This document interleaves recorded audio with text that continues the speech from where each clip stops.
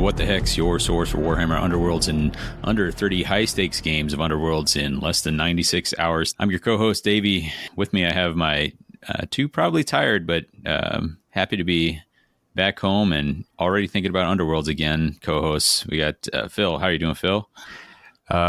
Voice is slowly coming back. Yeah, you're getting a little hoarse at the end there. Yeah. Streaming for almost 40 hours will do that. Yeah, for sure. And also on the call here, we got Brian. How are you, Brian? What's up? All gas, no brakes, no slow down here. Okay, cool.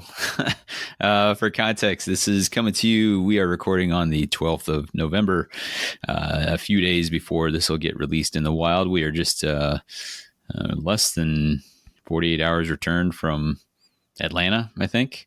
Yep. And I mean, time has no meaning. I don't know.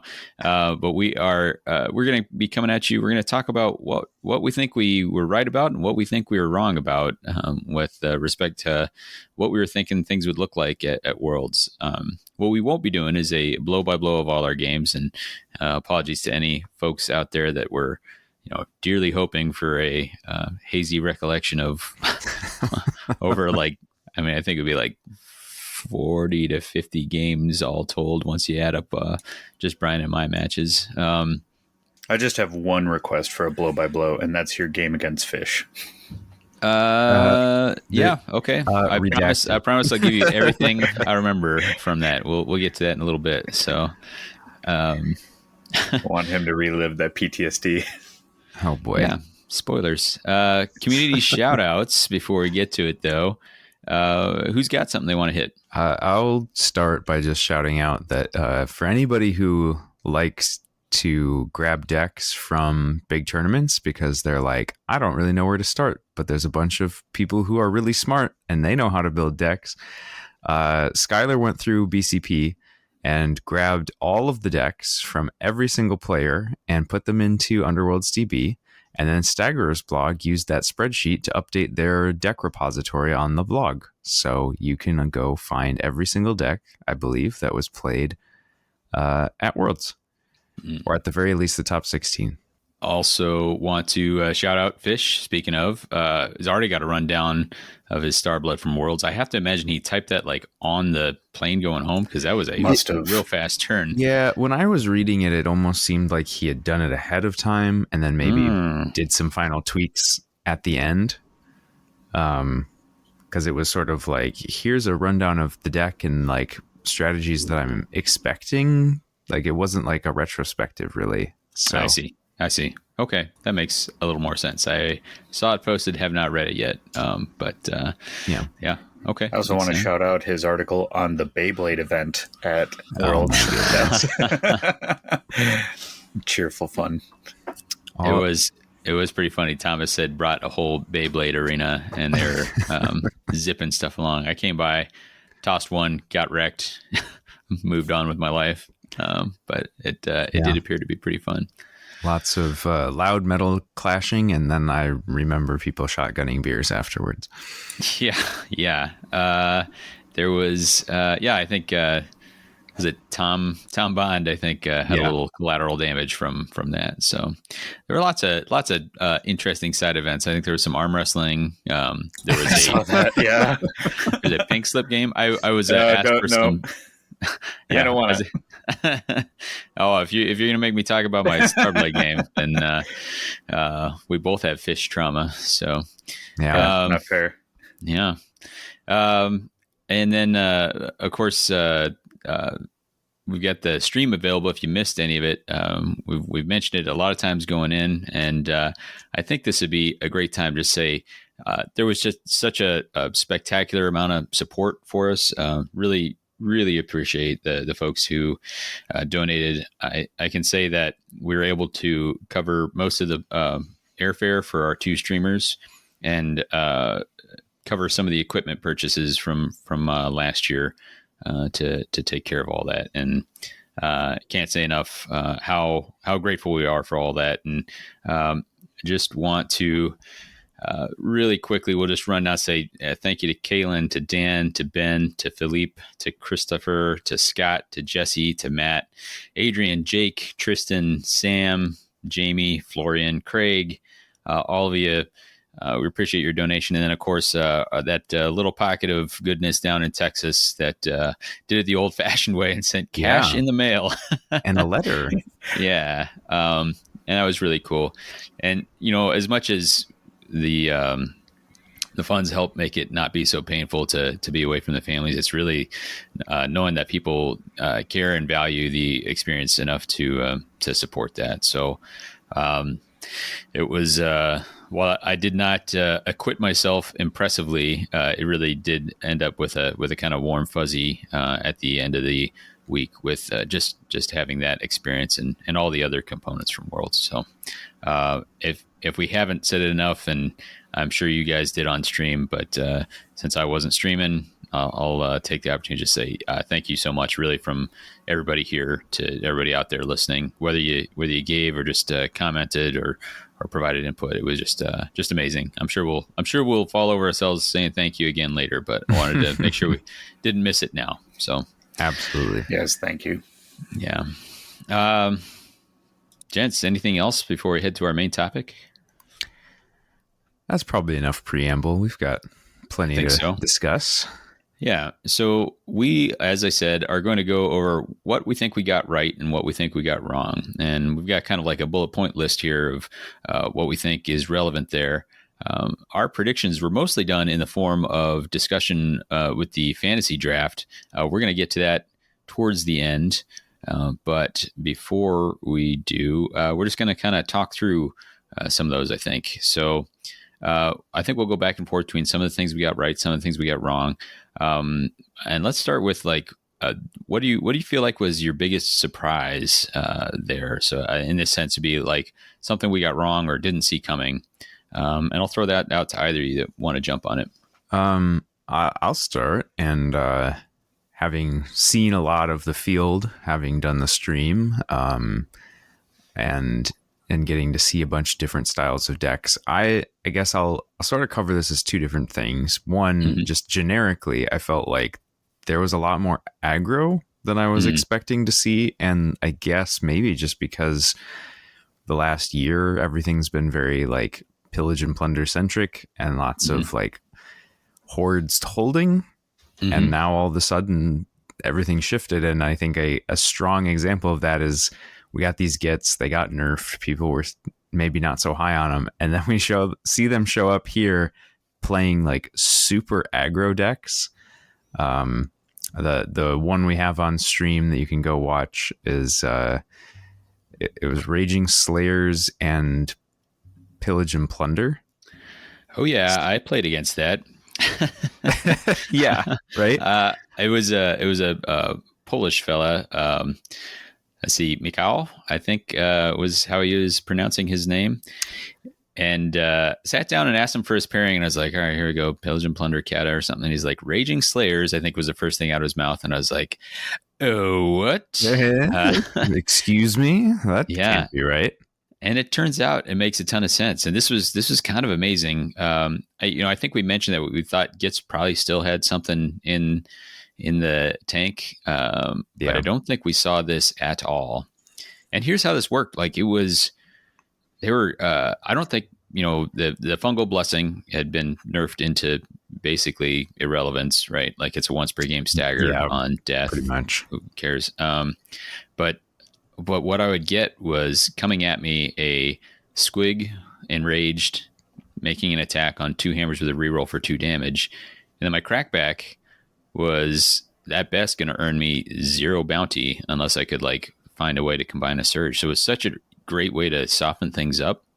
In the meantime, like the Gits are doing what they do and just passively scoring things like Careful Survey or Share the Load. And all of a sudden they've got Glory. And then next thing you know, they're starting to get some inspired guys. And then Drizzt gets coming in with, a 3 or 4 hammer attack with Haymaker or whatever. You're like, oh man, I guess I just die. Yep. And even that, like add a reroll, add extra accuracy, add a dice to someone like Snurk, and all of a sudden they got a big, heavy 3 damage hitter. So it was great. It was really impressive to see, and pretty horrifying, but not overpowered because people were handling. People took games. I think Jesse Van Wyck, who is one of the better performing U.S. players, brought that fella to within just a glory or two. I think in the last match of pool play. So Yeah. really interested to think about that a little bit more. Yeah.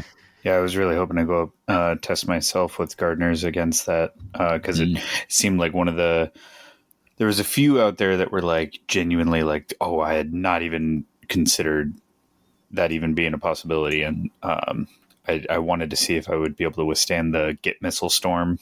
Yeah. Turns out I cannot. Yeah.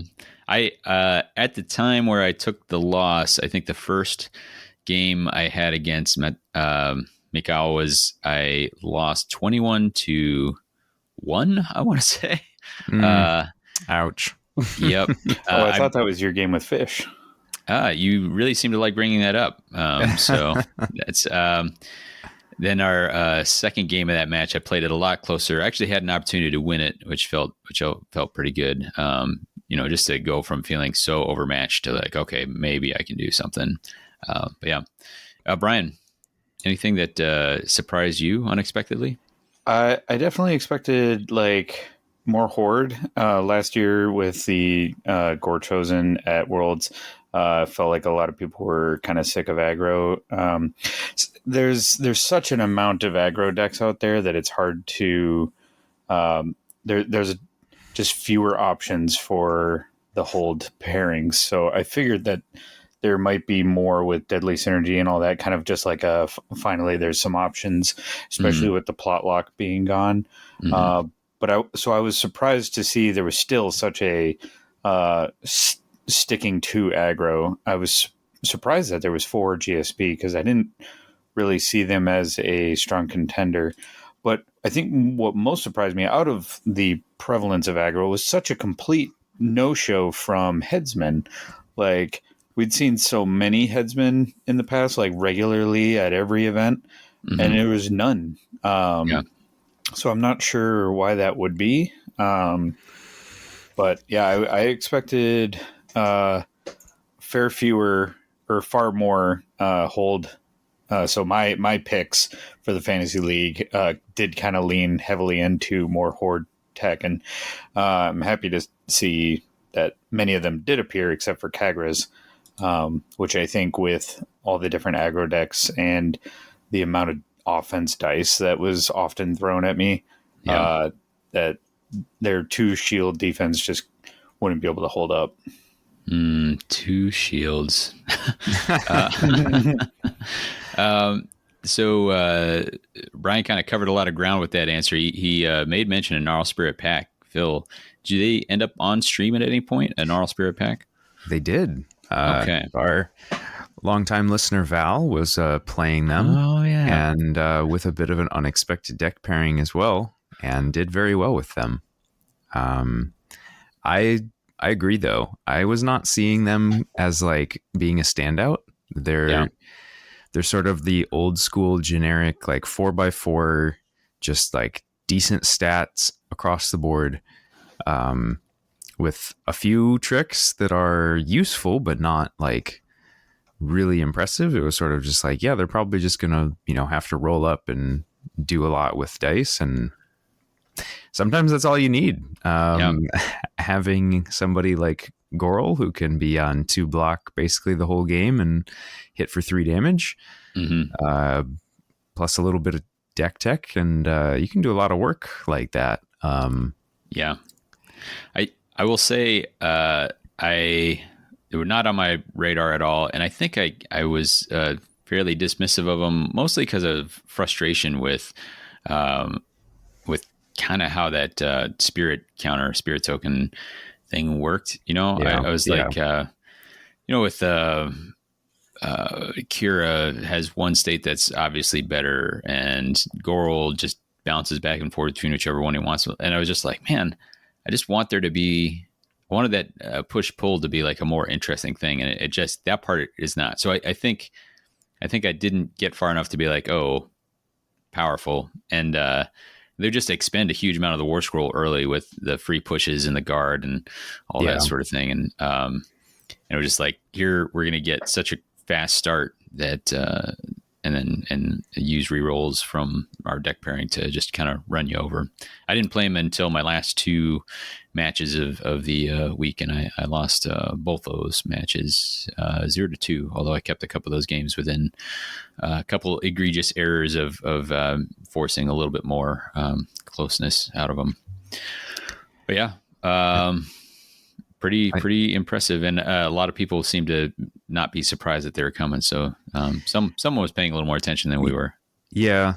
I get the feeling that they're like that simplicity, that straightforwardness that they have. That was sort of maybe a reason why we overlooked them, is maybe why people were taking them, because it's just like good stats, simple game plan. Let's go. I don't have a lot of time to practice. I actually heard from a lot of people from just asking, like, why'd you bring this warband? What were you thinking coming into the tournament? Of just like, I didn't have enough time to prepare, so I took something that was like either that I already knew or that I felt comfortable with.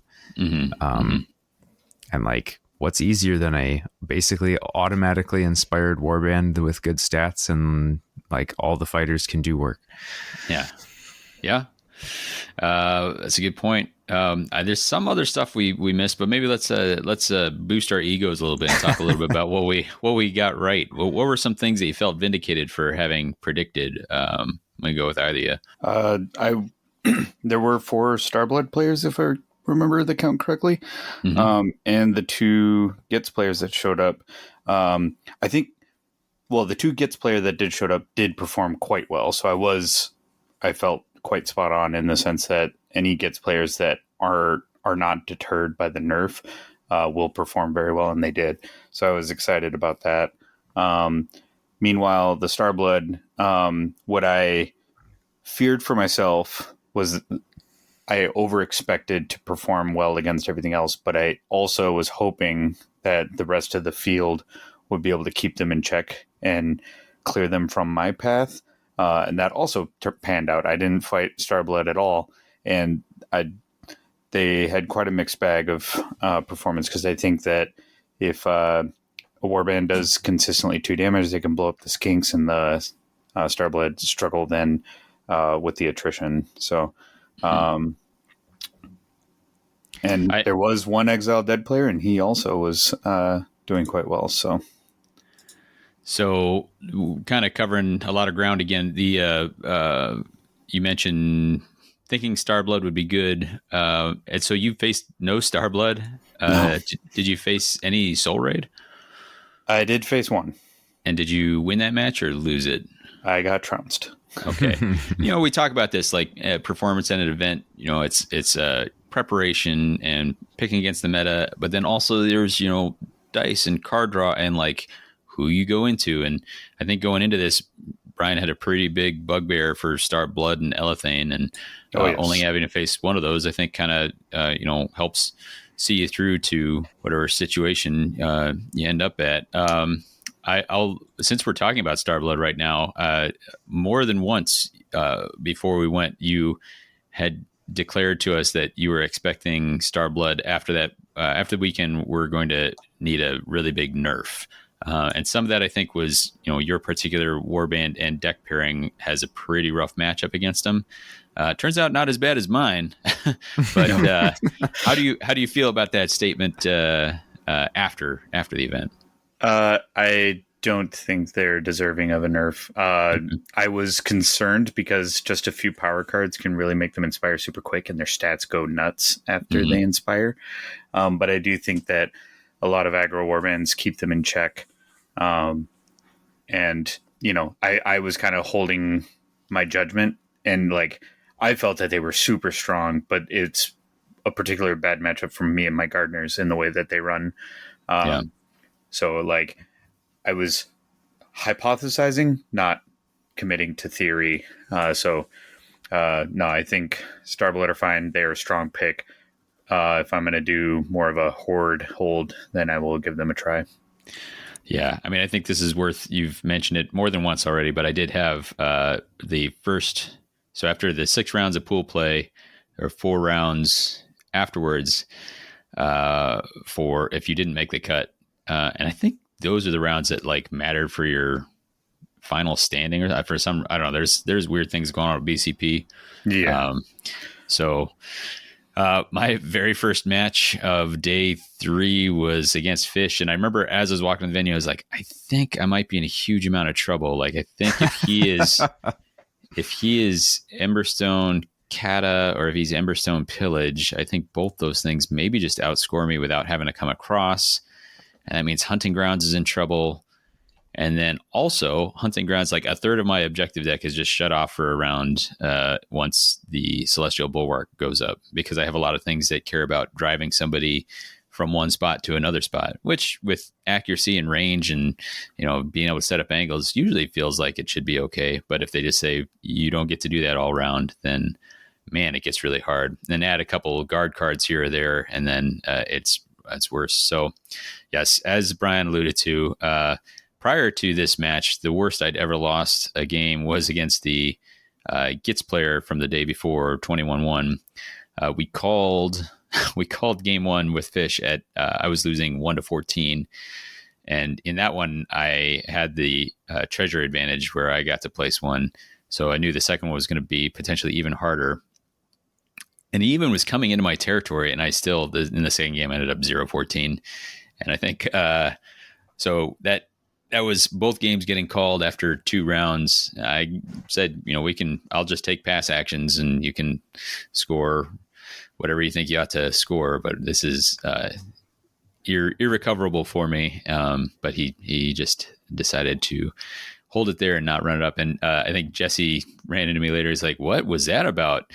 Like, was that just a bad matchup or bad dice? And I was like, hey man, por qué no los dos? Like, it was I think a terrifically bad matchup, made worse by, I think Fish had like kind of the perfect, I tried so hard to deny the Inspire, burned like all my abilities and my power cards, and he just had all the answers with sidestepping, confusion and all that in the first one. And then and I'm sorry to really like shine the light on that. I had conflated the 2 stories, so I thought that the 1 in 21 was Fish's game, so didn't realize that we're both that bad. Sorry. Yeah, no, that's cool. Sorry. But yeah, it was it would, to the extent that I think if I had prepared more, and I'll talk a little bit more about that, if I hadn't kind of last minute locked that in, a little bit of practice might have identified like, hey, I cannot go in with such a bad matchup situation. Like, I need to make some adjustment, be it in with the deck pairing or the warband. But I'd kind of set myself up for like hard L's into, certain matchups. So that was that was rough going. And I know it. I also had the situation where I was like, okay, I drew into 3 end phases. I need to mulligan because I need to get some surges off so I can start inspiring guys, and then just mulligan into like a 2 end phase and a surge. And I was explaining this as like, yeah, I just, mulligan into another bad hand. And Val, listening to this, said, if you had built your deck correctly, there would be no bad hand you could mulligan into. And I was like, thanks, Val. Yeah, thanks, Val. And I was like, but he's not wrong, right? Like, I set myself up with a situation where it was like, yeah, I can, if I get the wrong card order, I can have like a disastrous start. And yeah, it was a flaw that became apparent over the week for me. Anyway, so yeah, Starblood, good, but not invincible. No, certainly not. I think that your point to saying like you had bad matchups, I think Starblood have bad matchups as well. Mm-hmm. And I think Elephanes maybe is a particularly bad one for them. And so like, I do wonder if that was maybe part of it. And I think before I circle back to talking about Skylar's favorite warband of all time, and definitely let him know that he got that one right on the head, just to sort of talk about hunting grounds a little bit, and not really a thing that we were even predicting because we were all kind of still uncertain about the deck. And I think to a certain extent still are.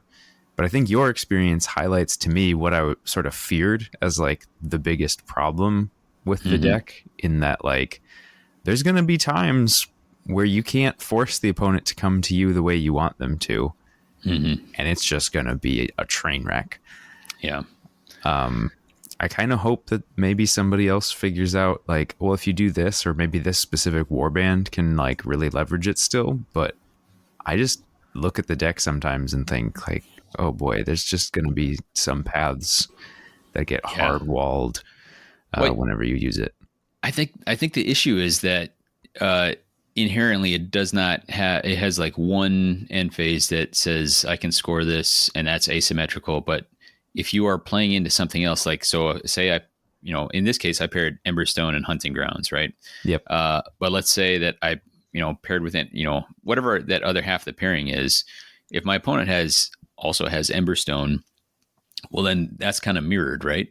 Yeah. And so then if they've got anything from the other half of their deck, well, then I'm just in trouble. The only time I would kind of get away with it is if they happen to have a surge that, like sometimes their Emberstone surges would say, hey, you got to go across the line, for Sally Forth or something like that.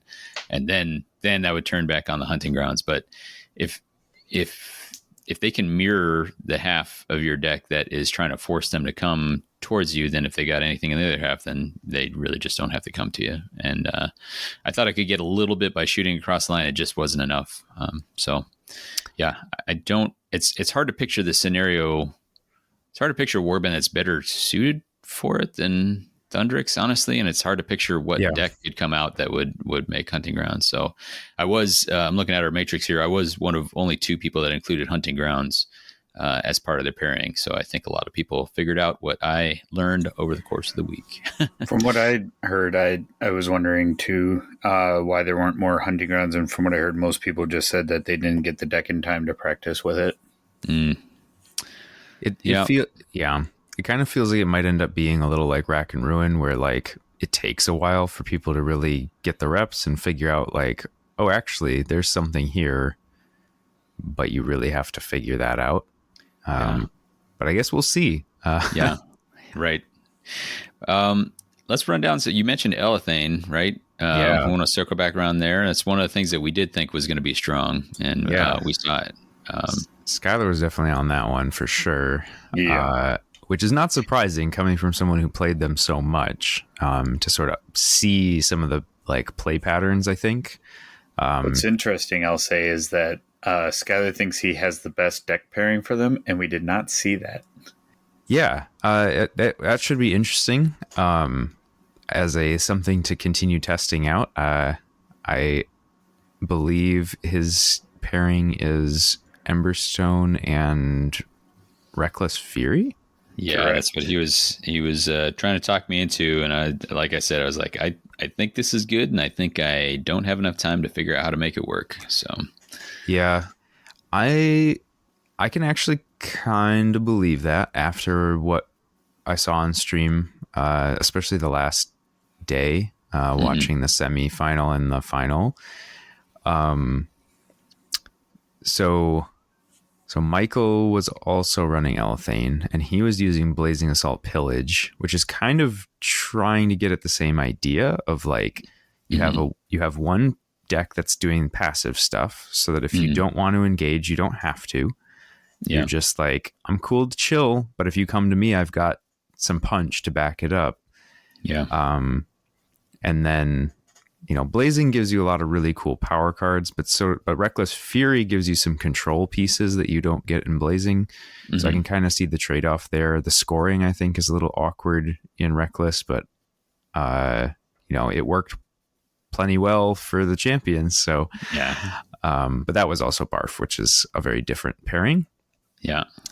I think the thing that I really overlooked with Elethane is like just how much work you can do with those pushes of the fish and the crab.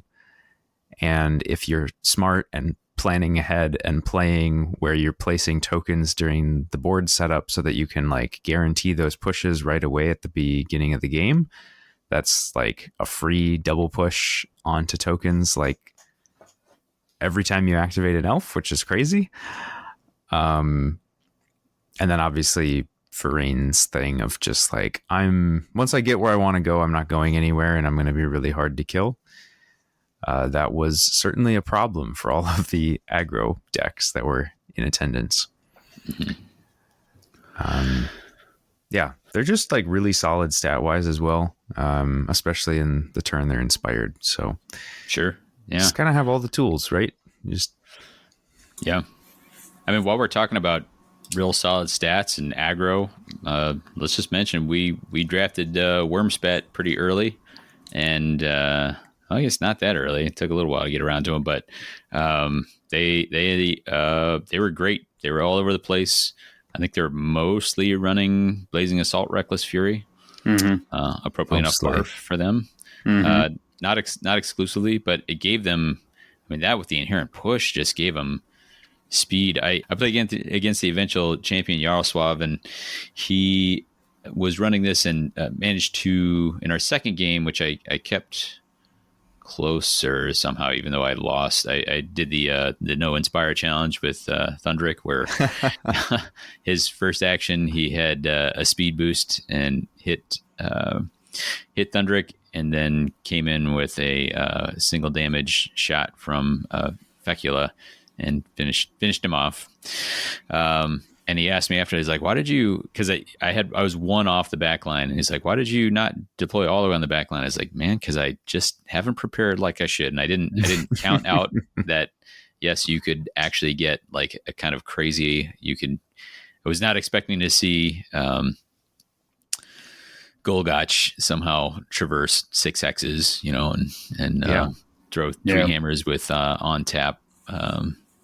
I don't think he used the on tap. I think he twisted a knife to really surprise me with it. So, but yeah, I mean, they were great. Those stat balls are amazing. There were some stories of people not standing up against Mollog when they just couldn't roll the shields and such. But they had a lot of help just in their stats. And I remember wondering, like, what is it we pair with them? And I guess it's just barf, and you can just do whatever charge wherever you want. Yeah. I'll certainly direct people to the interviews that we did with Yaroslav from the stream, where we were able to pick his brain a little bit more about Wormspat. But just as a recap there, just very quickly here, he felt like they're just really good when they can sort of dictate engagement. He said like everything about the deck is just like push into enemy territory, get there, and then just force everything to be fighting in enemy territory, and then it's really difficult to deal with them. He felt like it was somewhat difficult for his deck to pair against the other deck that one of his teammates was working with, which was Blazing Kata instead. But some of the trade-offs there are that like you get a stronger aggro game plan with Reckless Fury because you get things like being able to get yourself charged out with Headcase. You get the stuff like Headlong Charge, which what a ridiculous card, by the way. Kind of forgot about it a little bit after not seeing Reckless Fury too much lately, but then seeing it at Worlds, and I'm like, oh, that's right. You can just get like +2 move for no bounty. Yeah. And so, yeah, they just get in. And then I think the part that I really did underestimate about Wormspat, even though I thought they were going to perform well, was how absolutely destructive the bile tokens are.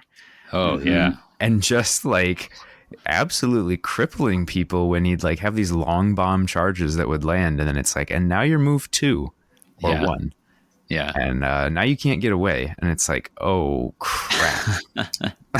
Yeah. When I deploy tokens against Wormspat, I often just assume like, okay, anywhere I can deploy a fighter, I have to try and reach the token with 1 move, like right. In case. Yeah. And that's horrifying.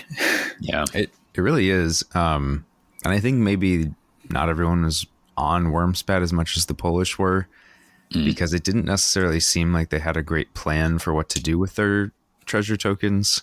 Mm-hmm. And so what I was seeing after watching Yaroslav twice is it was like pretty clear he wanted all the tokens in enemy territory. And these Mm-hmm. hold players were putting them in their territory, and it was like, okay, that's exactly what he wants you to do. Now you're Right. gonna like get destroyed because you have to be on those tokens if you're Yeah. gonna score your deck. And Yeah. so it was just like, oh boy, Yeah, now because he it's just wants them all grouped up so that the worm's pet with only 3 move can reach wherever they are. yeah, Yeah.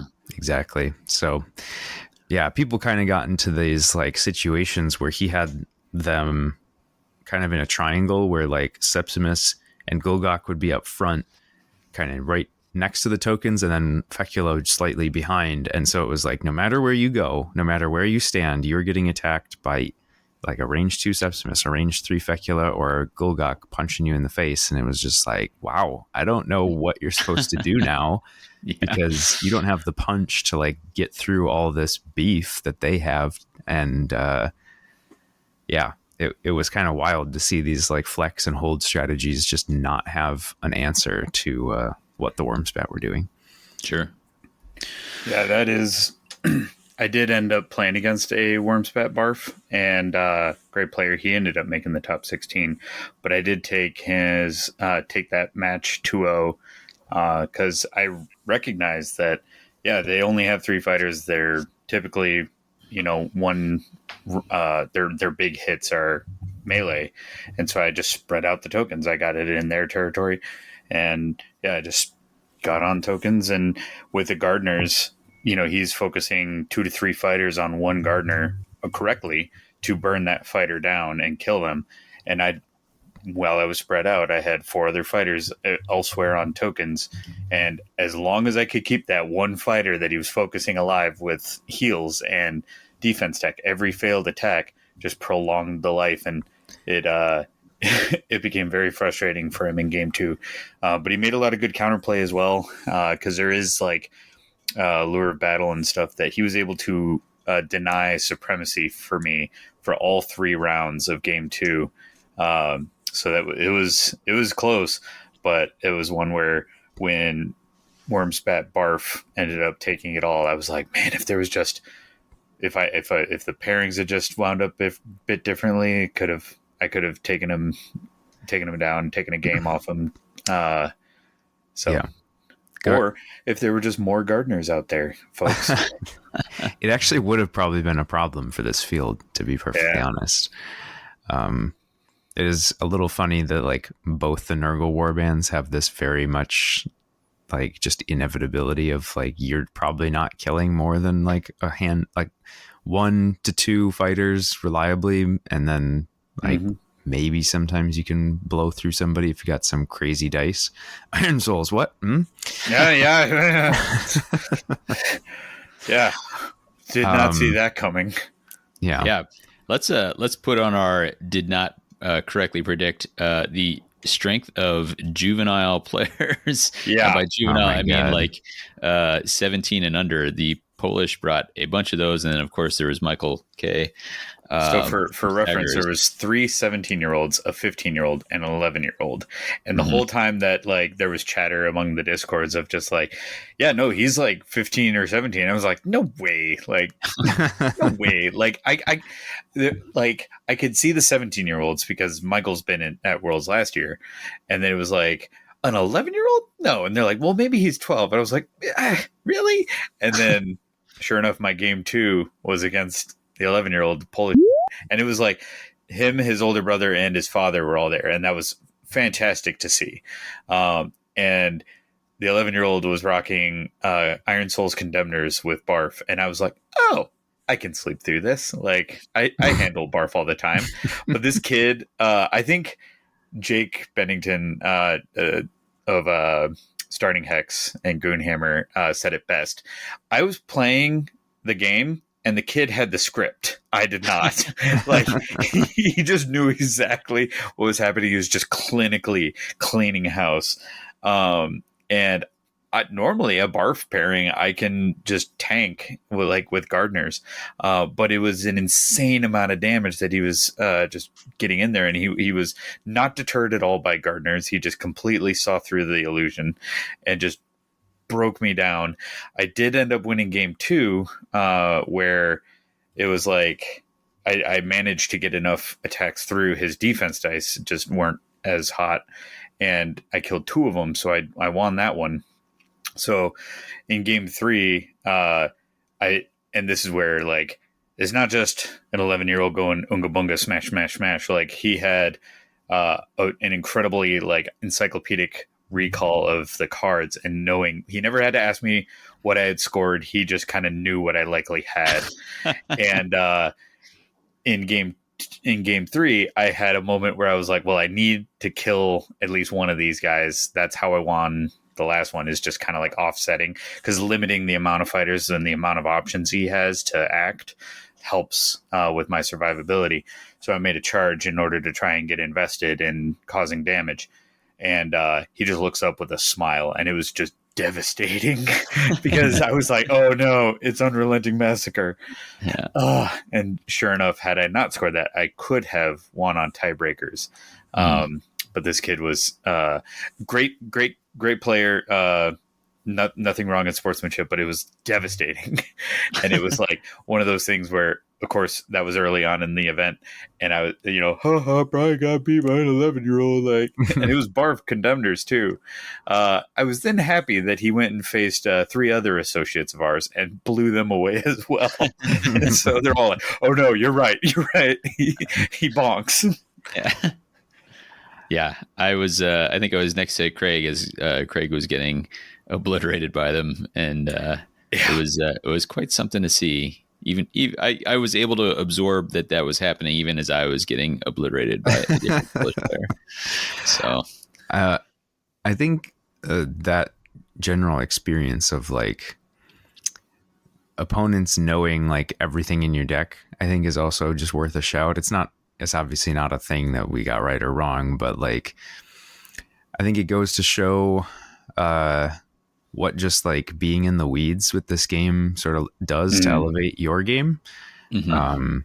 Like there's levels to preparedness, and a lot of these folks were way more prepared than any of our folks were, and it showed.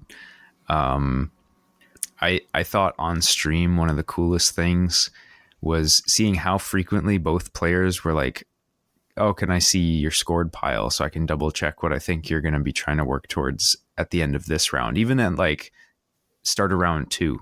And then the one that threw me was them looking at played power cards, and I was like, oh my God, you've got their power cards memorized too, like 20 to 22 power cards, and you can figure out like, oh, they probably still have this and they're going to be doing that. And it's like, no.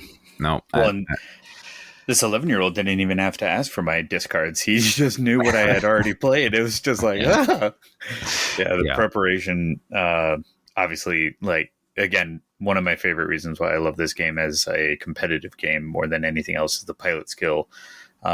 Really does carry a lot of weight. I played other games that it doesn't always feel like that, and it feels like a rock, paper, scissors match. But the games that I lost definitely felt like my opponent had prepared more for, or I had a blind spot for. So I'm pleased with my losses as much as I am with my wins. I think with the exception of my last final day of matches, I made just some like atrocious mistakes. One, just totally forgetting what my opponent's pairing was, and almost losing the game on token placement because I thought I was playing against different pairing just because I was blanking, and then just forgetting. Like there was multiple huge mistakes in that, and so I felt a little discouraged after that 4th day. But I'd say going into that, I said almost exactly the same thing you had. Like, hey, look, like I gave people some pretty good games, and I won some of the matches that looked winnable on paper, and some of the other ones they just had prepared better, they'd practiced more, and they 100% earned it, and you can't be mad about that. So that was I had that feeling multiple times that you're talking about. Like, yeah, this is somebody who's prepared for longer and better than I have, and hats off to them because they totally earned it. So that was cool to see. Speaking of pilot skill, So show of hands, who is expecting to see Kurnoth's Heralds at Worlds? Oh man. Oh, no, what? No No hands raised one? here. No hands out there? There were actually two. It was Yeah. a bit wild. I played Which against one of them. one for paint was not surprising, like because they are a very pretty warband. So like Yeah. when I saw them, I was like, oh yeah, and it's on a display base. Like of course they'd be here for paint because they are Yeah. fantastic minis. And then I saw G was running them, and I was like, oh no. Yeah. So G had an incredible run with Kurnoth's Heralds, and he was pairing them with Emberstone and Pillage. Or no, Kata. Emberstone Kata. Yep, Kata. So he was basically doing the hold game plan with a warband that has 2 fighters on 1 dodge, which is wild. Yeah. And so like I think it was illuminating that like, hey, there's actually more here than the stats maybe suggest. But I also kind of got the feeling that some of it was just G being G. Yeah. I mean, yeah. Yeah. So obviously his record, certainly through pool play, I didn't follow Blake's record after day 2. G had was undefeated, right, through pool play, 6-0. Yeah. 6 Yeah. Yeah. Blake didn't make the cut with his. I got to play him. It's one of my few victories. And even that, I took it 2-1. He took the first game, and I had to take the next 2 to win the match. But even that, like in the first game, was like, oh my god, like these guys are putting out horrifying damage for me. Like once they're inspired, they're just like one-shotting dwarves. Yeah. And it was super cool to see. I love seeing that there's juice somewhere else. Like the work might be easier if you go with a different warband, but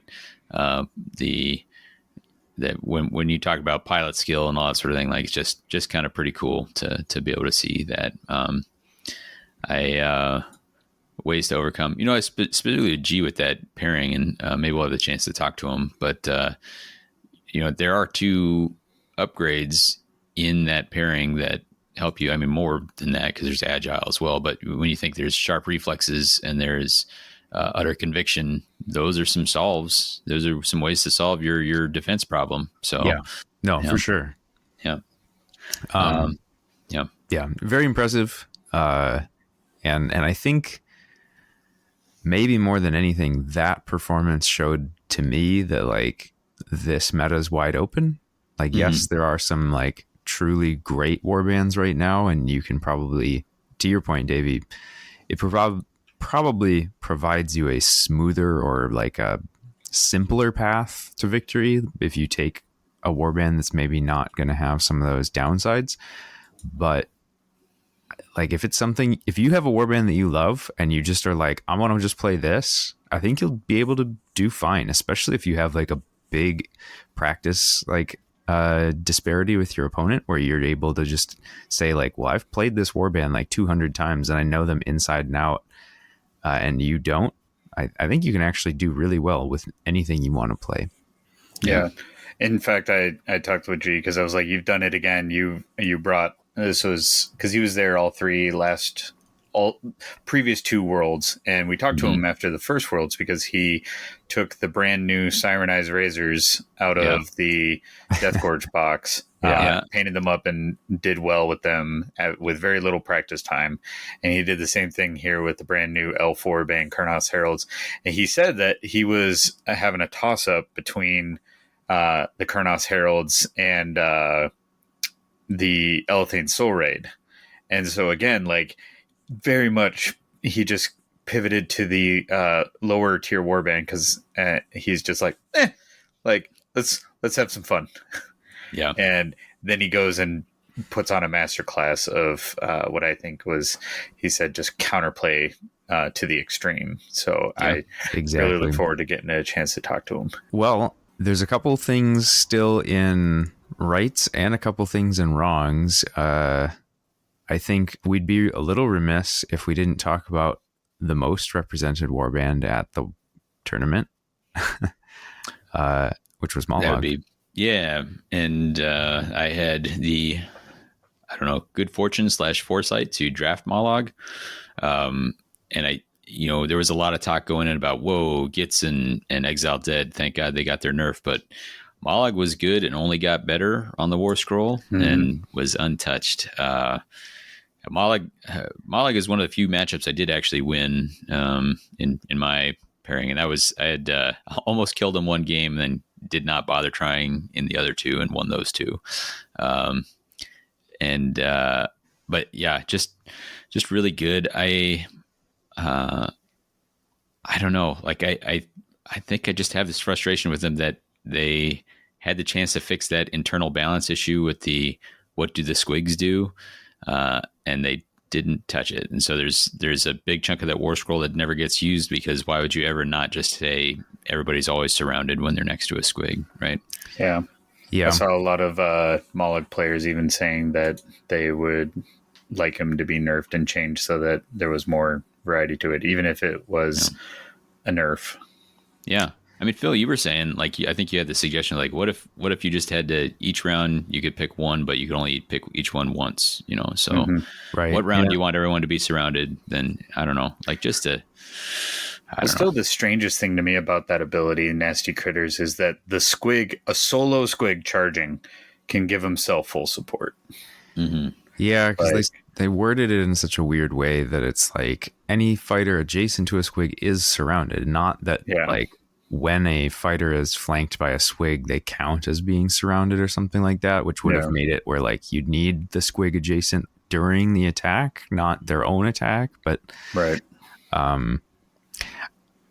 despite the number of Mologs, and I think they all performed admirably, but only 2 made top cut out of the 7, and they had to face each other, I think, first, like right away, Right. had to knock each other out. I, from what I saw with the stream, it felt like maybe the same sort of weakness that Mollog has always had is still there, in that like if you can score enough glory while staying out of his reach, the warband's going to struggle. Right. Like, yes, the squigs can still do a lot because of that surrounded stuff, and like you can just score some of the aggro stuff with just making like bomb charges with these crazy accurate squigs because they're like some of the most accurate fighters in the game, which is wild. But in general, it was just a matter of like, just, hey, Mollog's not going to get to me, and that's going to be it for Mollog, because really he needs to be able to bop, and if he can't, that's going to be a problem. But I think I also overheard a number of people talking about how like people just melted their Mollogs before they even really got going, and it was just like some people realized that one block just isn't enough, and if you're playing a really aggressive strategy, you can actually just turn around and smack Mollog back and take him out. I imagine Wormspat had to be a real rude awakening if they were reducing his damage all the time. Yeah, I mean, I'm sure that was probably a problem, but I would also imagine like being able to reduce Mollog's speed to just 1 is also probably a pretty big problem. But he's Golgok, you're trapped in here with me. I think also though what it sort of suggested to me is like similar to how Mollog used to function, is that like, dice are going to be mean to him sometimes, but other times he's just going to seem like he never misses, and you're just going to have an answer to Mollog because you're going to probably run into him at tournaments until his scroll gets changed, and hope he's not a road stop for you, because like he continues to be a problem. gatekeeper of brackets, but I will say that gardeners very much are the gatekeeper to Mollog and aggro, so if you're tired of those aggros, try some gardeners. Yeah. There was one time I only got paired into Mollog. I was very relieved to only to play a unique warband each round, so that felt great. But at the same time, I was like, man, if I just get Mollog after Mollog, that'll be great. But in my match against Mollog, I still kind of like belligerently charged into his territory with the fly, like just going on guard, great fortitude, and it's like didn't matter. He just blew up the fly, and it was like, okay, well, like, did I learn my lesson? No, I keep charging in, and so lost the first game. So it's like, okay, little less arrogance, and so just played smart and got on token, scored my stuff, just weathered the Mollog storm as he bopped around and won the next 2 games. So yeah, love being the aggro gatekeeper. Yeah. Well, I think we're kind of moving towards the end of what we did and did not expect or predict correctly.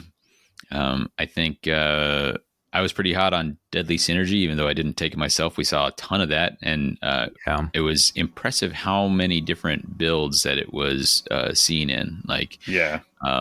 I saw it in Skittershank, and by the way, Skittershank is quite good. Yeah. I didn't get to play against the Skittershank. I did. I got to play Jonas, and it was very good. He killed Thundrick nice and early, as you might expect with it. Did you happen to go against the Skinnerkin? No. Those were a complete blind spot for me. And what's worse than having a good blind spot warband against you is having them piloted by an Italian. So Matteo, lovely man, great glasses. I finally got to play against him, and he taught me how Skinner can actually heal more than Gardeners. Wild. So that was a rude awakening, but 2-0'd me. That was great. Still. It was funny. You were talking about I have no interest in Skinnerkin, but now I do. Yeah, you were talking about like how much he was healing, and somebody else had told me that. I'm like, what is going? Are they range 1? Like, where are all these haunches coming from? And yeah, they just he I think he told you that it was, the skill floor and ceiling were all about how well you could decide when to commit those chefs to start making that stuff happen. Yeah. And each activation, so like you hit them and they're going to heal 2 by the time you get to hit them again. Yeah. In theory, for sure. Depending on pretty common. Yeah. Yeah. I could use a little healing. But yeah, so that was a cool surprise. I think we were surprised there wasn't more Exile Dead. Thinking about it, it might have just been people were like, hey, if Skittershank is out there, like there might have just been too many things. Or like, if I face, like I should have recognized, like, hey, there are some matchups that are just like a hard L. And I think maybe they were worried that like some like Thorns who can generate enough muggings, or Skittershank who might be able to turbo him down might just be too much. So yeah, very, very well could be. It's really hard to say when only one person brings them. Like what was sort of the thought? Maybe people just were like, haven't thought about them, didn't practice them, saw they got nerfed and decided I don't want to think about how I'd play them post nerf. Sure. I played against him. Yeah. And basically he saw the nerf and he's like, yep, that's fair. And just kept carried on. And he was playing Deadly Synergies with Pillage. And very tight games, but when you're playing Exile Dead, I think it was Deadly Synergy and Pillage. It might have been Deadly Synergy. Pillage would be tough when they can't delve with the zombies. Give me a sec, I can. It's find true, them. but they do have like some of those surges are just like they are very easy, smoother than butter. Like the simplest hostile takeover ever. and it was Deadly Blazing. Okay, that actually makes a ton of sense. Yeah, sure. And it was pretty savage. But when you're playing against Exile Dead, there's very little room for error, and I made a few errors, and so he ended up taking the third game. So it was great guy, great matches. So that's cool. In a similar vein, though, to like the weaknesses of Exile Dead, Grimwatch were certainly still out in force, and I guess thumbing their nose at Skittershank.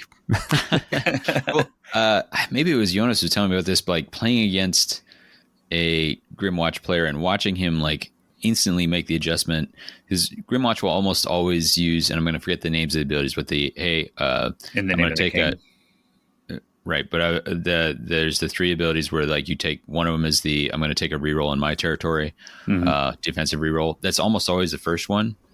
Usually. And here he says, nope, I'm gonna go with the use my double res ability instead. So I get to get the value out of that. So even if you Right. manage to kill the Duke, then I've still got more of his value than I might have otherwise. And he was just really impressed by that adaptation on the fly. It was pretty cool. Yeah. That screams reps to me of like people who've been playing them since before all this new content dropped, and they knew how to handle all those disadvantageous scenarios. Yeah.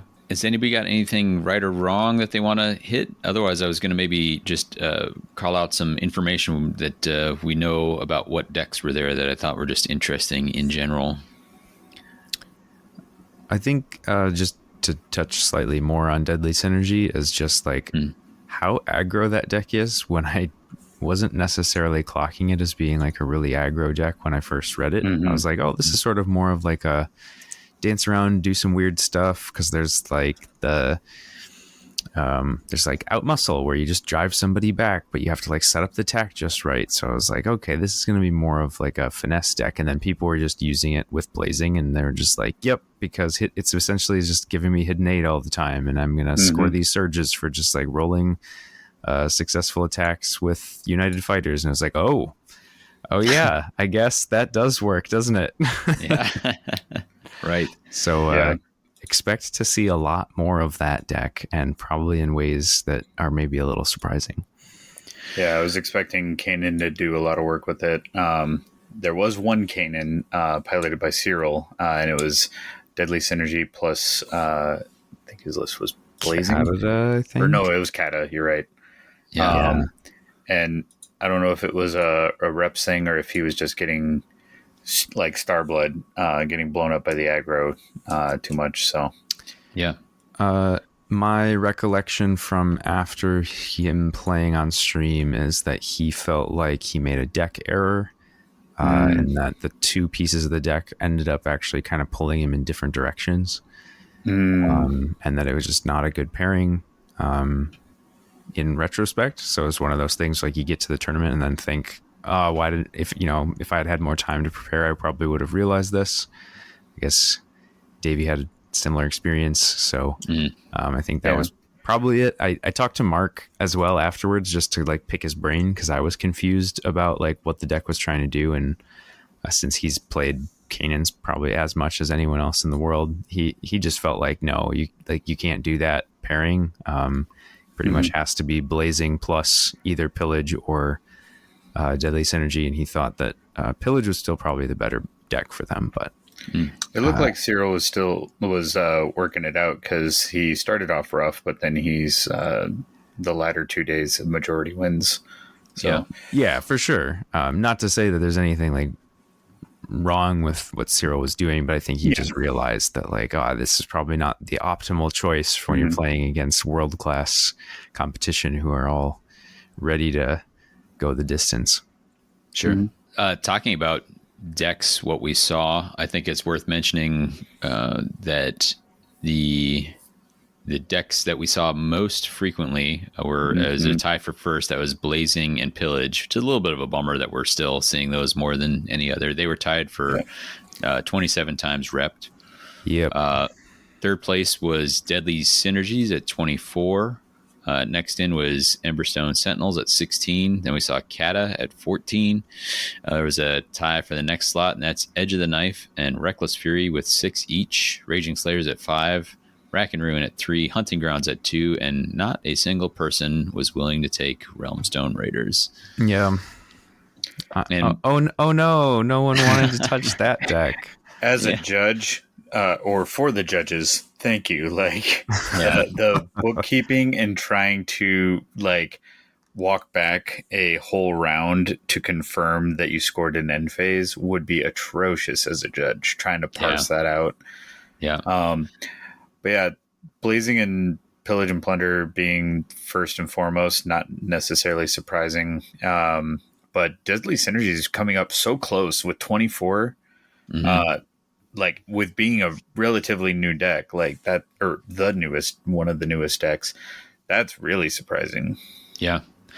While we're talking about you talked about bookkeeping, and there's some of that in Deadly Synergies and some in Hunting Grounds, and also other decks too. But what I was noticed, and I thought this was an interesting choice, is there are people who would sacrifice the deck knowledge, or they would give up information in order to avoid a conflict later. So they'd say like, all right, I'll hit. It's a successful attack. I'm driving back, and that would be outmuscled if I've got it, or something like they'd say as the moment happened. Like we both agree, if outmuscled is in hand, it will have just scored. Like that, the criteria has been met, and so now when we go 3 or 4 turns later and we get to the end phase, there's no like, hey, you remember when we said it? Yeah, there it is. So I saw people do it for that. I saw people do it for what am I thinking of, for Pillage, Broken Prospects. They're like, that'll be Broken Prospects. And I was like, yeah, I do kind of appreciate that, just so we don't have to like wonder, Mm-hmm. Yeah. To all of the folks on the stream who were doing that with tokens, thank you. Right. There was enough to try and keep track of that, like not having to think about whether they've met the criteria for certain cards was super important. Yeah, I really enjoyed how many players just made things easier on their opponent, not just trying to like angle it to be so like secret, for me, like with the Gardener cycle, I very much have 2 tokens moving so that it forecasts where the cycle is going to go, because I didn't want anybody to dispute like how it was playing. It didn't want to, and it gives a history tracker. And so many of the Deadly Synergy players were putting tokens next to treasure tokens that I held, because it doesn't matter how long you held it, it's just momentarily. So just like get on and delve it, and now that counts. So they put a token next to it, and it's great because like it could stay on cover the whole time and you completely forget that blip of a moment that you held it. Yeah. I guess we mentioned the individual decks, but the most common pairing at 9 instances was it was actually Emberstone and Pillage, which what's up? Yeah. And then the runners up were 8 on Blazing Pillage and 8 on Blazing Synergy. And then a little bit further, but those were each on 8. True. And then Pillage Synergy was at 6, and everything else was a fair amount lower than that. So, yeah, every aggro deck just reaching for Blazing is going to cause some of that to happen. It's just like, well, look at all those pairings with Blazing. Yeah, kind of surprised only 6 Reckless Fury. Yeah, I assumed until I saw these stats, I would assume that they were present in greater numbers, but not so apparently. So I feel like people got off of it after last year when it had so many Forsaken cards that it was like, oh well, this deck's obviously been stripped to the studs. There's nothing left to do, right? Which isn't true, but it did get helped. Not this most recent FAQ and errata, but the one prior. They got Blade Catcher back, right? Yeah, it went to restricted. Yeah, and we saw it. Yaroslav had it in his deck, and to great effect. It's worth that slot. He was having to choose between that or Illusory Fighters, so choosing defense over positioning. That's big as a 3-move Wormspat. Yeah, for sure. That would be a super tough call to make. Yeah, I think. So. I wouldn't know what to do. Yeah. Perhaps they're both correct choices. Well, probably a meta call, right? Yeah. Like how much Grievous are you expecting to see, and how big of a deal is that going to be for your guys who can naturally reduce damage? And heck, it might just be like, hey, if I'm going to be on 2 block, I don't want to get turned off by Cleave, right? Like, absolutely, yeah. And I mean, it certainly doesn't hurt. And the more of your own bounty you can deny helps narrow that glory differential. Yeah, sure. Yep. Breaking news. Turns out Blade Catcher is really good. So. Yep. It was Forsaken for a reason. Well, I think we've kind of come to the end of what we talked about here. What we're going to do, I think, is just give a quick rundown of the fantasy draft and then give final thoughts on Worlds from everybody, and then we'll wrap up. Does that sound about good for everybody? Yeah, I think so. Yeah. All right. Well, since Zach's not on here, we'll just read off what he drafted. He drafted Gardeners, Grimwatch with the number 1 overall pick, Borgit, Ilthari, Headsman, and then he picked Edge and Cataclysm. Unfortunately for him, Ilthari and Headsman were not present. Ilthari, there was one. Oh, my bad. That's right. Ilthari was one. Ilthari. They were on stream too. Yeah. 2 Borgits. Yeah. So I think Zach coming in at 34 points was not helped by the fact that his choices just weren't represented very heavily. Yeah. Right. Yeah. And I don't think any of them made the cut. I want to say there was one Grimwatch who made it, but I'm not. Oh yeah, you're right. You're right. That. My bad. I'm going to stop saying things that I don't know anything about. So, but down there in the toilet bowl, tied with that with also 34 points, Brian. Why don't you run down your picks for us here? Mustang. Kagra's 0, Kanan's 1, Git's 2. That was really doing the heavy lifting for me. Starblood, I think there was 4, and I think they had a mixed bag of getting smashed.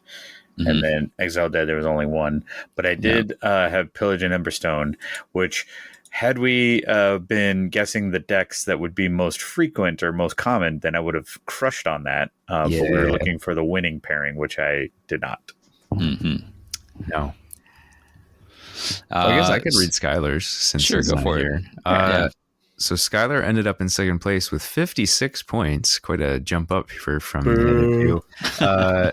He had Skittershank, which was definitely a good call. They showed up in numbers and performed well. Thorns. I think there's 2 or 3. I think there was 4.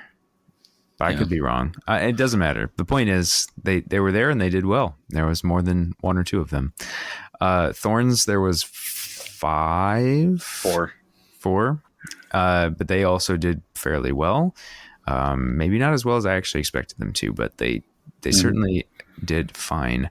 Decon and Crew, I wouldn't have been surprised to see one, but there weren't any. Soul Raid, which, I mean, shocker, Skylar picked Soul Raid, but they were also very, very good.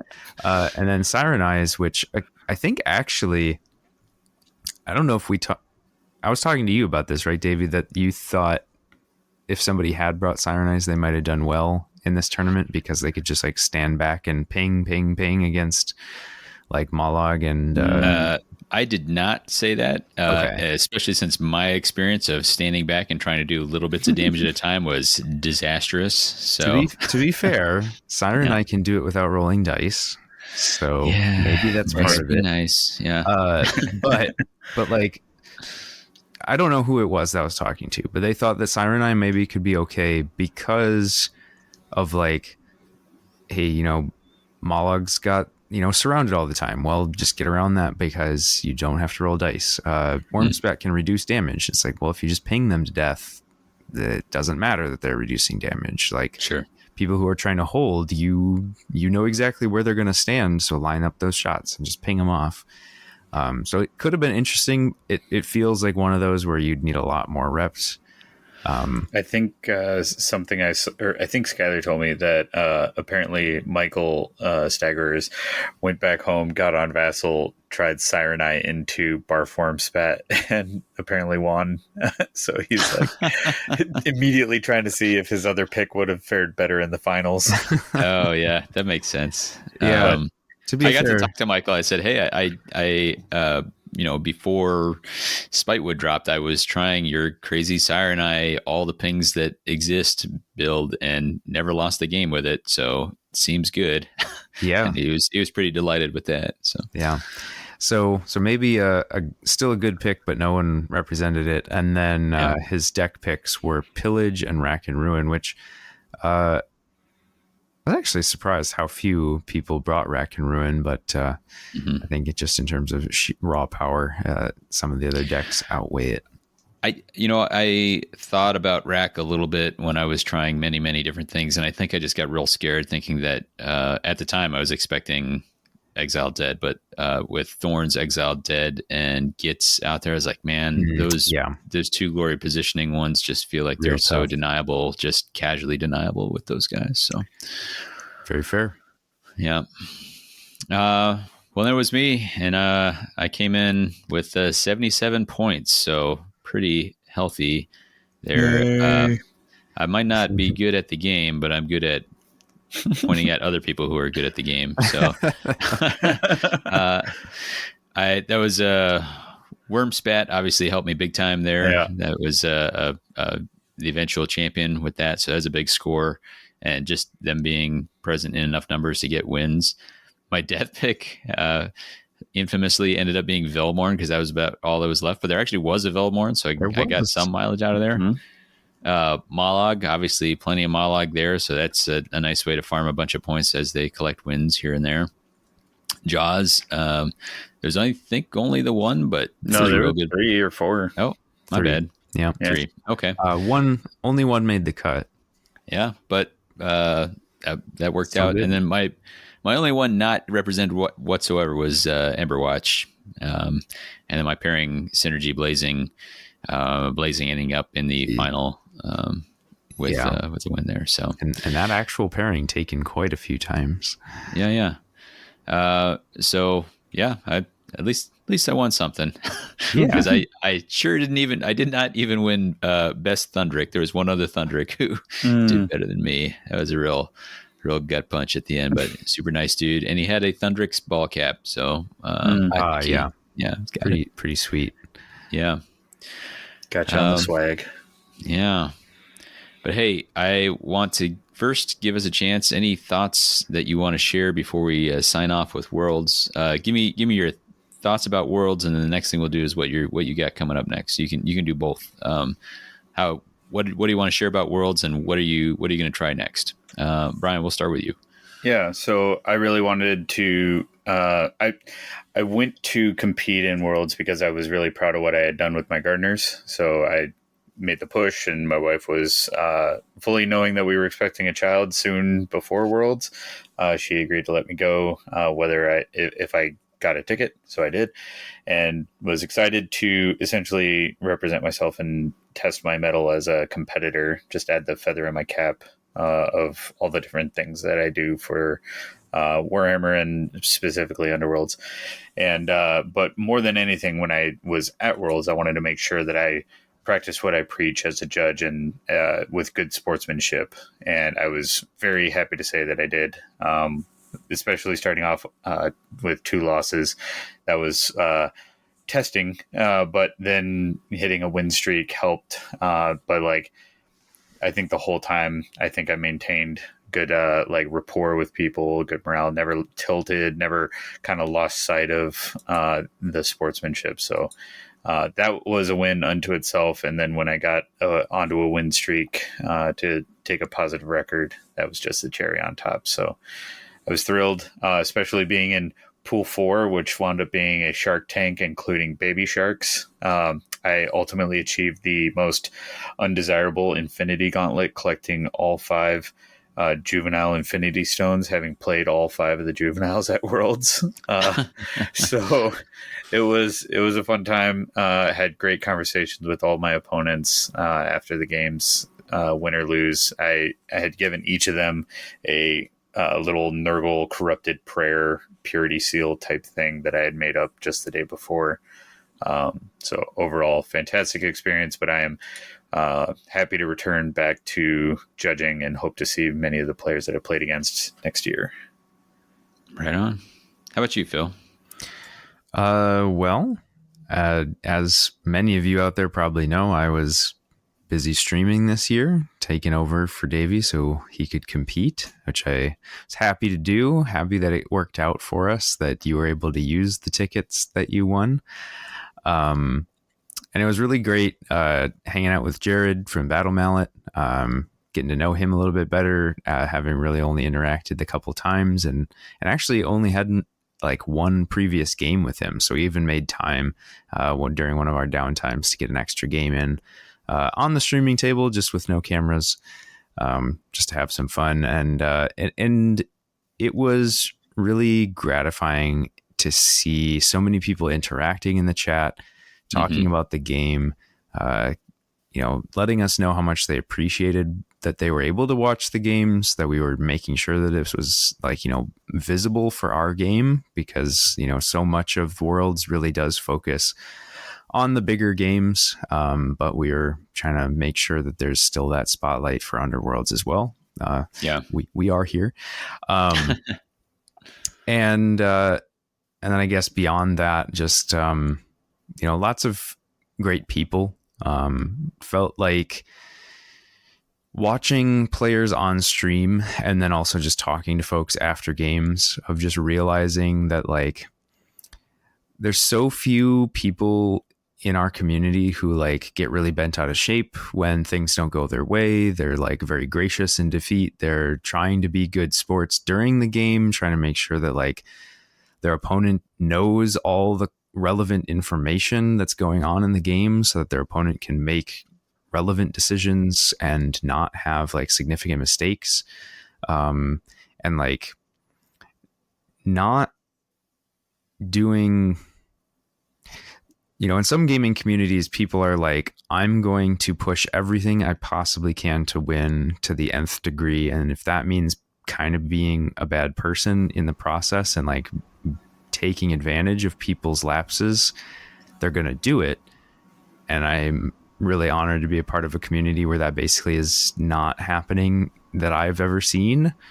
And I think all the games that we streamed there, I could have pointed out examples of like, that is good sportsmanship. That's what you're supposed to do. Like, make sure that people are having a good time, because ultimately this is still a game, and we should be trying to have fun with our opponents. Hell yeah. As to what is going to be happening next with, like, I'm having not really played for Worlds. I'm like super juiced up with like ideas of new things to try and want to be able to play, because I was just watching and talking about all these other really skilled players doing stuff. So I'll almost certainly be getting Starbloods out again at some point, although I kind of know their jam, and it looks like it's pretty good right now. But I'm thinking about, I really do like what I'm seeing with Wormspat, and gonna try and figure out a way to get over my distaste for the models, so that I can actually put them on the table and see how I like that. We'll get the finest minds in Madison thinking on suitable proxies to get you on something that you can. I think even just being able to like convert them lightly just to cover up some of the stuff that I really don't like would probably even be enough. So I've got a few ideas. I wonder Jake was going to make us Slaves to Darkness proxies, so that they'd be like Kagras almost. Yeah. Even some of the newest Magakin of Nurgle that they previewed. Oh my god, those look amazing. They're amazing. And then a lot of the mortals are like less, intestines hanging out. Like they're big and gnarly, but they're not quite as like falling apart. New Blight Kings that look like they're very much tied to the Gyran. Yeah, they've got like trees growing out of them with like the gnarl oak stuff, which is like, that's kind of cool. Yeah, some of the Blight Lords, like old Blight Lords, really were pushing the boundaries of belief in terms of like, you sure you're not a demon? Because you look like you should be dead. Like, well, I was looking through some of those models just to see like, what's the rest of this range look like, and there was guys with like big demon maws for their stomach, and there'd be like a Nurgling inside them, and it's like, you're immortal? What? right. Like, how is this possible? But that box is probably going to be selling out real quick. Yeah. Looks real good. Yeah. How are you, Davy?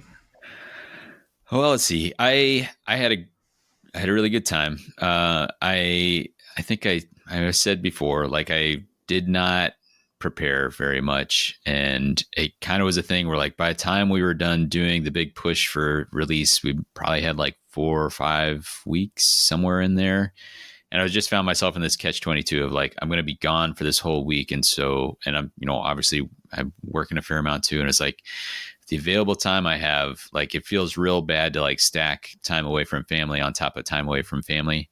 So I kind of made some choices on priorities, and although I'd be lying if I said I wish I'd gotten at least 500. I went 4 and 6 on my matches. So I'm a close. little, yeah, little disappointed. I felt that most acutely in the last day where I felt like I lost some games certainly, and perhaps even some matches that might have been able to pull a win off if I was just a little less ragged. Uh,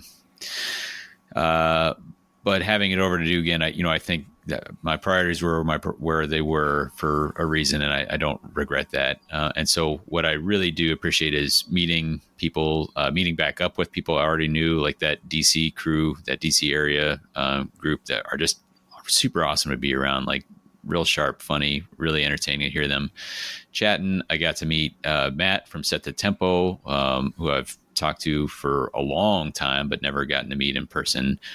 Tom Bond, same thing, like for a long time, talked to online off and on. And, just wonderful to encounter him and realize like, yeah, he's just as cool in person as he is, online. So all that was great. Really, really appreciated that side of things, and really humbled, just with how good everyone was. Like even in the matches that I won, like there were definitely times I'm like, I might not win this match. Like it was just really great to kind of play up at that level and see it. And there's no guarantee that you ever be back, so it was cool to take the opportunity to just experience it when I could. Yeah, got to do a lot. Some of the things I'd like to do. I got to explore Atlanta a little bit. Went on some long runs, and Jared and I got a concert on Friday night that was just amazing venue. Tabernacle, this old church. I don't know, just so all as a whole, it was like a really really cool experience. I was really glad to get home when I did, but really good. And as for what's next, the irony of going into this.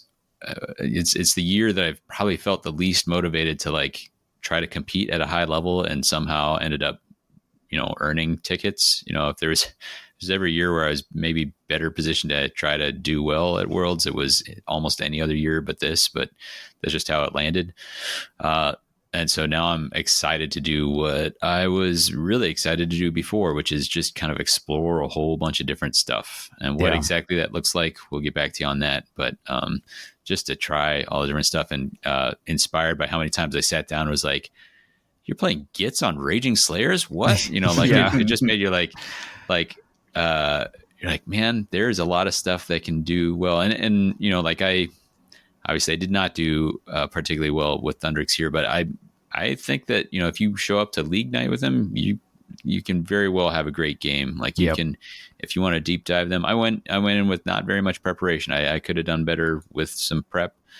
I think there's, like you said, it's wide open. There's some stuff that's a little better than others, but I think there's rarely been a better time, certainly in second edition, certainly in second edition, to just try something, because it might be awesome, or you might have a ton of fun with it. So that's where I'm at. I'm in the explore phase. So, but I think that's going to do it for us, gents. That was cool. Yeah, I'm glad we got to do that. I am looking forward to watching back on the stream while I get some dishes done and such. But we are going to we're going to wrap up here. If you want to talk to us, you have the opportunity to do so on our Discord, or sending us an email at whatthehexcast@gmail.com. You can check out any of the content from the Mortal Realms at themortalrealms.com. I think currently we're the most prolific of anybody on the network right now with what we're putting out. But there's also Dogs of Warcry. There's the Mortal Realms, who should any day now have Hellsmiths of Hashut episode coming out. And I think the Path to Story guys have to be excited because they was teased a new Path to Glory supplement. So that's going to be right up their alley. We usually take this point to say thanks to our patrons. And I just wanted to reiterate, like we said at the top, thank you so much to the folks who helped make it possible. Thanks to the folks who engaged with the stream. Thanks for the folks who came up and just said hey and shook hands. And I got a lot of offers on collaborations, which I'm hoping I can follow up on. But just thanks for being the community that you are. It was really great to see that on a global scale. Coming up next, we have a few things. We may be able to get some interviews with some interesting stories from Worlds. We've had pointed out to us that we made a deck building episode once upon a time back in first edition, but we've never done one for second edition. So we've had some requests to do that. That might be something good. How we go about building a deck. If we can hold off on the birth of another child for the cast, we may even be able to get Skylar in, given his what the decks experience, kind of right up his alley. But you know what? We have to do what we have to do here, and that is a Flava text quiz. Never are. This one is my attempt to describe the situation at Worlds, and we'll see how well that does here. This is a quote that is attributed. This one's from Prince Duval. It says, "Well, I think this has gone rather magnificently. And for a drink." Is it Fields of Blood? Got it, Phil. Crushed it. Saw that card a lot on stream. I thought it was Fields of Blood, and I thought that quote was actually kind of perfect. It actually gone magnificently. Anyone for a drink? It actually matches up with Worlds very well. Very well. Your recommended listening for this episode, we're actually going with a twofer.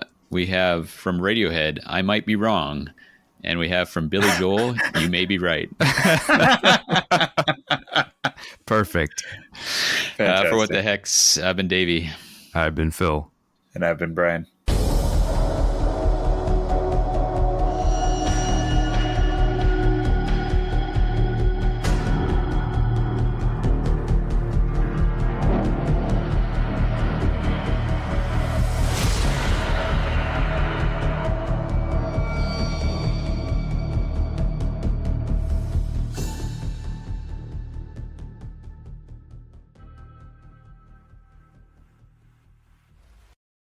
The first contest was against a rugged Australian, hardened criminal like all who hail from that benighted southern land. Though he held no regard for the laws of the land, he harbored a deep respect for the laws of fellowship that guide fighting men in the ring. And our battle was truly sporting. I bested him 2-1. After a modest repast, I was to face down a brace of Polish brawlers. They had trained well in whatever quaint village they surely inhabit. I found myself losing closely against the first. The second was a young man with ways and techniques strange to me. Before I could learn his forms, I had been beaten as badly as I can ever remember. Reeling and desperately in need of dental work, I made a better accounting, but the young Slav had the upper hand and drove his victory home, leaving me on the brink of elimination and without a win against the Europeans. This morning, head pounding, perhaps from a night of fortifying drink, perhaps from the knuckles that struck home too often, I was pitted against my countryman. He was, however, a Southern gentleman, and so a brisk and vigorous debate about the accolades and honors of General William Tecumseh Sherman ensued, which we resolved to complete in a manner befitting men of our station. I sent him packing after an initial setback, leaving my record on the weekend at 2 wins and 2 losses. A single match lost from here on will remove me from the chance to claim overall victory. But every bout still matters for the pride of all 44 of our now once again United States. With bruised knuckles and bloodied nose, but with an iron soul, sincerely yours, Davy, Gentleman Mangler, O'Culkins. Atlanta, Georgia, November 8th, 1885.